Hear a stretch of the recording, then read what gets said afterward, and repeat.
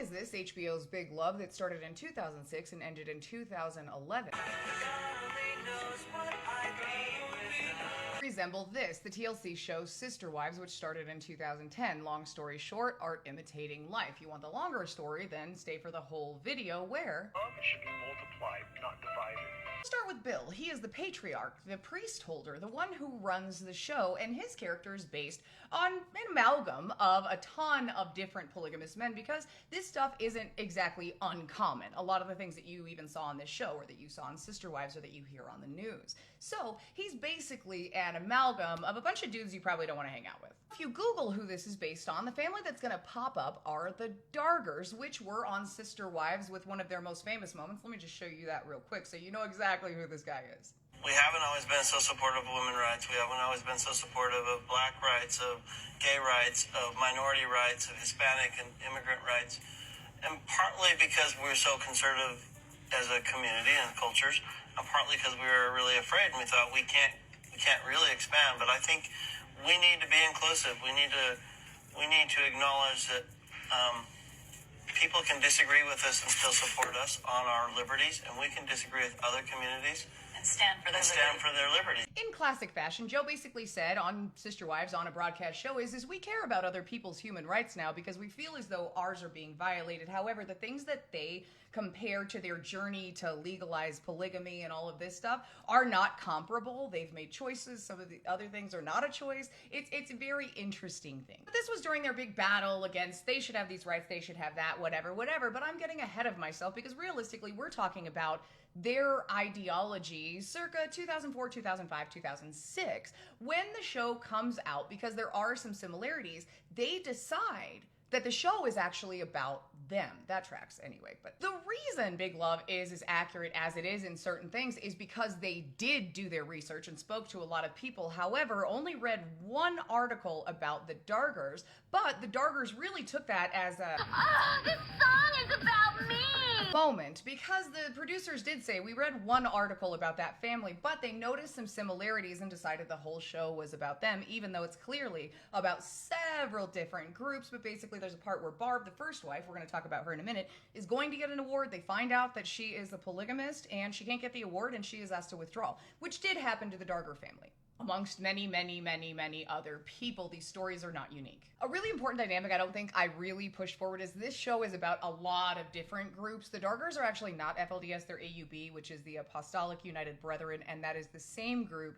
that the people from Sister Wives were involved in. However, similar beliefs, similar problems. That brings us to Barb, the first wife, who had a calling to go into this, which the majority, I actually don't think I've ever spoken to any of these women who didn't say that they had a calling into it and they brought it to their husband and they decided together. Although I have noticed in some of those situations there was a lot of periphery pressure on that, not to mention she exhibits a lot of first wife behavior throughout the show. That brings us to the next character, Nicolette Grant, who is obviously supposed to be ex-FLDS, and I didn't mention what that actually meant, fundamentalist Latter-day Saints, in my other videos, because I do that thing where I'm like, I figure everybody knows, but you know what I mean. So she's clearly meant to be someone coming out of that community, we're going to get to that in just a second, who is very used to bleeding the beast. She's in debt, up to her eyeballs. What are you talking about?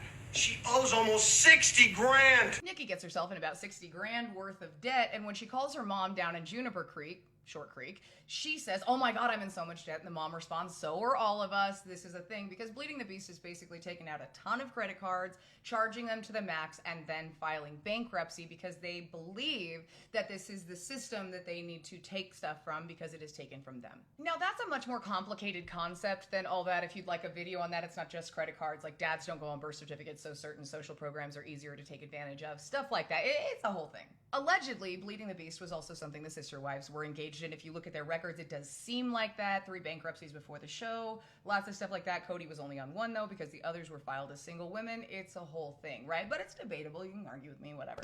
Then we get to Roman Grant. Now, this is Nikki's dad. Who do you think he's supposed to be?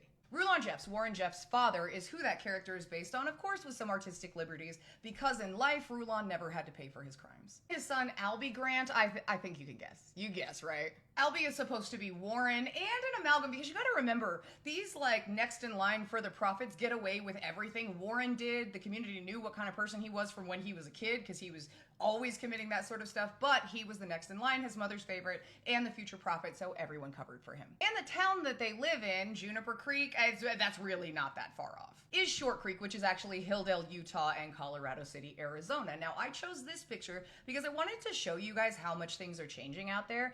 This is in all the documentaries. I have pictures of this in person myself, and it said "Pray and Obey" on the side of it. It is no longer there, and the house that this was on is now a transitional living facility. Another dynamic of this character, and I'm telling you, these people did amazing research, considering this was researched and started filming before Warren Jeffs was even arrested, and most of this was public knowledge. So this character, Roman Grant, in Short Creek, runs something called the UEB and the UEB Trust. And that's what he uses to kind of manipulate Bill, and he owns all these businesses outside of Juniper Creek and all of this stuff. Well, that's a very real dynamic. It's based in the UEP, the United Effort Plan, and the UEP Trust, which have gone back to the people who were hurt. That has been back. But that is the same exact thing. They owned all of Short Creek, and they own the company that made the O-rings for the Space Shuttle Challenger that actually failed. Seriously, that's a real thing. It was a company called Hydropac, who has since been renamed, and swear that they've divested out of that group. However, if you run down the business records, it doesn't really seem like it is, other than on the surface. But they did, in fact, make the O-rings on the Challenger that failed. And I know what you're saying. Well, they said that that was NASA's fault. It was, because these were the sole people they were contracting with to get those O-rings made. They weren't properly tested. The shuttle should have never gone up that day. There's a whole lot. Remember when I tell you their connections run high and deep? And people think, oh, well, who would be Lots of people. Lots of people. Then we get to what was their third wife, Margie. When we got married, I was really 16. The hardest part to believe about Marjorie's storyline is that she lied about her age so that she could join the family, when in reality there was a lot of things this guy was okay with, a lot of things that those guys are okay with, and I don't think you would have had to lie. Because that's one dynamic in the show. This is a much older dude with these very young women, and then Margie, right when she comes in, she gets all these kids dumped on her. She's supposed to be an adult overnight, and he doesn't even get her a car until like halfway through the first season. I mean, come on. Those are just some of the similarities. Like I said, this was really well researched. If you'd like to go into more, that's totally okay. I'm doing like a rewatch, even though I watched it back in the day, because this has been a special interest for a while. So I hope you guys have a good day, and I will see you soon.